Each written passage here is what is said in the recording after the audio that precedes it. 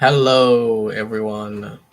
I don't feel so good today, so I'm not going to make a review again. Just do a quick live stream because I think I've got a cold. I'm blaming my coworker. I think he gave it to me. So I think I've got a head cold. I've taken some medication. My nose is a little blocked. I have a headache and a little sore throat, but not corona, I hope. Just head cold. So I don't want to make a full video. But anyway, let's continue with my project. So today is Wrong Turn, which is a 2003 slasher movie directed by Rob Smith. The film stars Desmond Harrington, Eliza Dushku, Emmanuel Chikwe, Jeremy Sisko, and Kevin Zegers. I hope I pronounce those names correctly.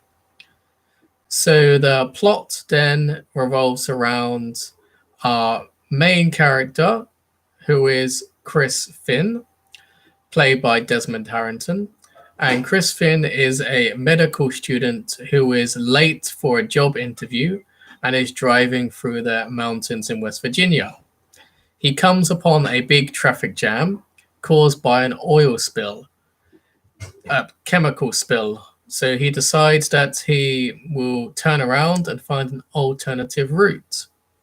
He ends up going to a local gas station where he finds a map and sees there's a dirt road called Bear Mountain, which he decides to take. Shortly afterwards, he crashes into an SUV full of college kids who have gone camping in the woods and have got lost. Together, they try and find someone who can help them fix their car. Meanwhile, two friends stay to look after both crashed vehicles. Of course, sometime later, while stumbling through the woods and on the road to find their way back, they get killed off by a bunch of cannibals living in the mountains. So it's a cannibal slasher horror film. The soundtrack in this movie is surprisingly good. It's the only good thing in this film, really, is the soundtrack. And the kills are a little interesting in places. I like the fact that some of the kills are incredibly brutal, and I like that one of the cannibals uses a bow and arrow. I think I've always liked bow and arrow. I think it's really a cool way to kill somebody, or just a cool weapon in general. But there's also your standard bear traps, barbed wire, axes. Yeah, and cannibals are quite gruesome looking. The makeup effects are really good in this movie. The lead cannibal is especially good. There's kind of three main cannibals in this film. So they're kind of nicknamed Three Finger, which is the main lead one, Sawtooth, who's kind of the strong one, and One Eyed, who is the marksman of the group. So they're the three cannibals that are hunting these teenage kids. So our main character then, who is called Chris Finn, as I mentioned earlier, finds that the gas station owner has now disappeared. So they find an isolated cabin in the woods and go to investigate and find out that it is the home of the cannibals. They hide while the cannibalistic inbreds return with their friends who have been killed and begin to harvest their body parts and get ready to eat them. They manage to escape, only most of the kids end up getting killed, and most of them, pretty much all end up dying. The only sort of character to escape are Chris and Jesse, who is one of the other college kids. They manage to escape into a cave where they hide until morning.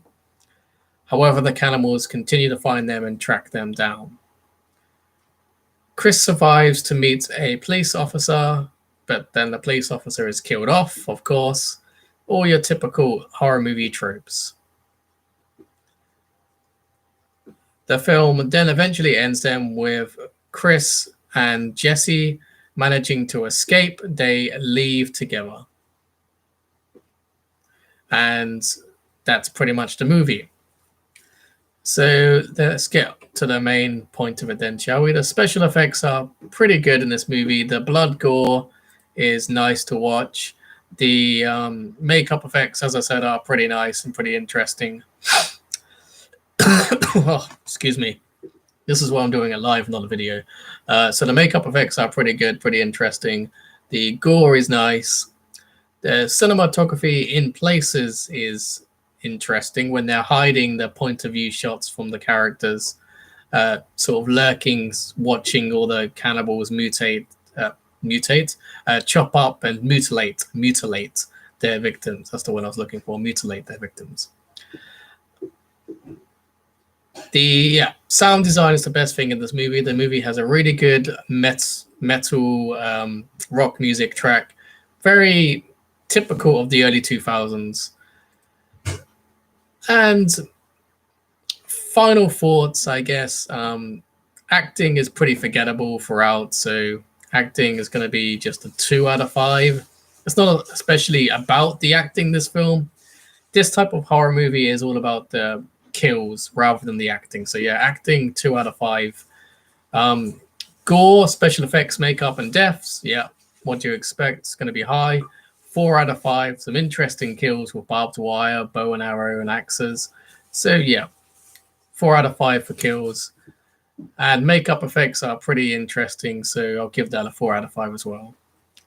Cinematography mostly is pretty standard, apart from the odd few good shots. So average score 3 out of 5, I guess. What else can I say about this movie that is good? Not a lot, really. As you can see, I'm a little groggy today. I'm not quite sure what to say. And I didn't fully enjoy this movie so much. It was a bit silly for my liking. Too many stupid characters doing stupid things and over-the-top cannibals that no one would believe exists in the real world. So story 2 out of 5. Not interesting, very boring. I didn't enjoy it. Just had to watch for this. So overall, try and average him out. 2 for story, acting 2. It's probably an average horror film. 5 out of 10, if I'm being generous. 5 out of 10. So that's pretty much everything for Wrong Turn. As I said, Wrong Turn was a 2003 slasher film by Rob Smith, and they always sparked a series of sequels as well. I think there's 4 Wrong Turn movies currently. I could be wrong. I've not seen every single one because, yeah, cannibals in the woods bore me. It's not my interest. So, yeah, I didn't enjoy this one.